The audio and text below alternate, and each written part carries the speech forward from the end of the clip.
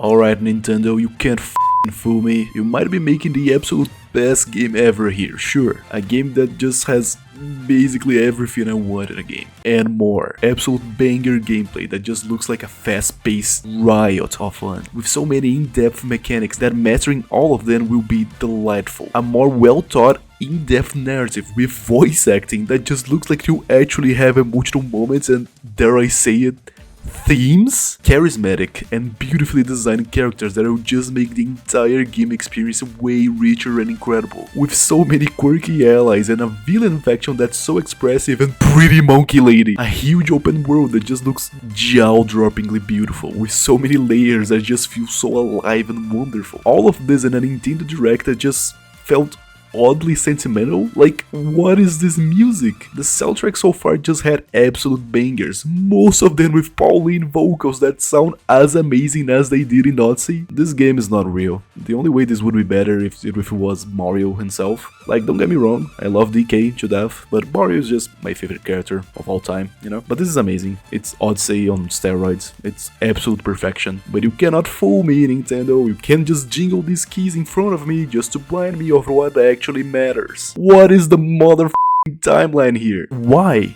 is Pauline a kid here? Just why? You can't just do this, Nintendo. You just can't introduce the simple fact here and expect me not to question it. She wasn't a dude in Odyssey. And you may be like, oh, but this is a prequel. This is like probably DK Jr. or something. The actual DK only comes later. I would love to accept that theory if it wasn't for the fact that Cranky Kong, Diddy Kong and Dixie are here. Cranky Kong makes a loose reference to Mario himself. Then what is... why? Listen, I know what you're thinking. Nintendo doesn't care about a timeline, especially in the Mario universe. I hear you, and there's no one else in the universe that gets more bothered about that than me. Here's the thing though, I care. If there's one person in the universe that just knows the entirety of Mario lore and just cares about it way more than any normal person should, it's me. So Nintendo, I don't know if you just totally don't care at all about the lore, but what I ask is that you at least respect the fact that I care. Here's the thing though, this might be wishful thinking, but I think they care about this more than they let on. If there was absolutely no lore and timeline at all taking place in Mario games, then there just wouldn't be any callbacks to previous games and references to past events. And the Mario series is just full of those. Like, there is clearly a sense of progression here. Newer games will take place later on than previous ones, and will acknowledge their canon. Mario Odyssey contains references to almost every game in the series, even in that section where you enter Bowser's mind, where you literally see him remembering all the past games. Mario Sunshine has a little cutscene that shows Flood analyzing Mario and remembering his past games. Even all the way back in Mario 64, when you find Yoshi on top of the castle, he directly references Super Mario World, which was the very last mainline Mario game before that one. And this is clearly the Odyssey team too, or maybe an offshoot of it,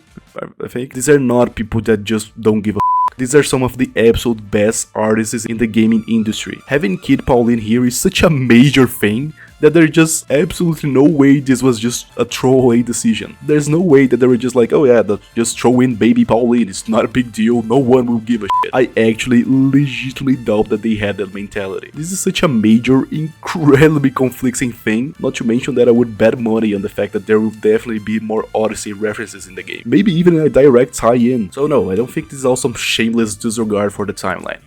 But that said, I need an explanation here, Nintendo. This is incredibly contradicting. So allow me to offer some explanations that I just thought of. Number one, the boring and disappointing one, that this is just an entirely different continuity, unrelated to any other game in the Mario franchise and spin-offs. I really hope that's not it, because it's such a bummer. Like, this world is so rich and expands the Mario mythos and DK mythos in such a good way that I just would really love it if it was part of the mainline timeline. Number two, the Kongs age way slower than humans, and that's why everyone stays looking the same for years.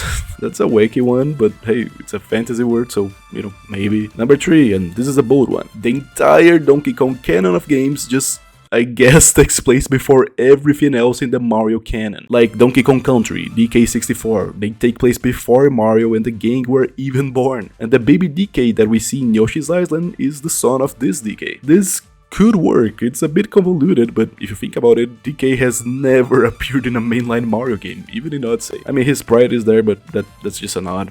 to him, really. It'd be a huge bombshell to the franchise, but, you know, maybe. Number 4, this is in fact adult Pauline, but she has been transformed into a kid. I mean, maybe the fact that her outfit is super weird here, like, almost as if this is an outfit made for an adult, but torn away to fit a kid. I mean, that's it. This could be it, but I guess it'd be kind of weird for Pauline to go through 2 transformations within the same game. Like, she gets turned into a kid, and then turned into a rock too. Like, that's kind of weird and convoluted, but I wouldn't put it past the series. Number 5, this is Pauline's kid. Like, people can give their own names to kids, I guess, it happens. Would be really weird here, but maybe. I mean, this Pauline has freckles, and regular Pauline just doesn't, so, you know.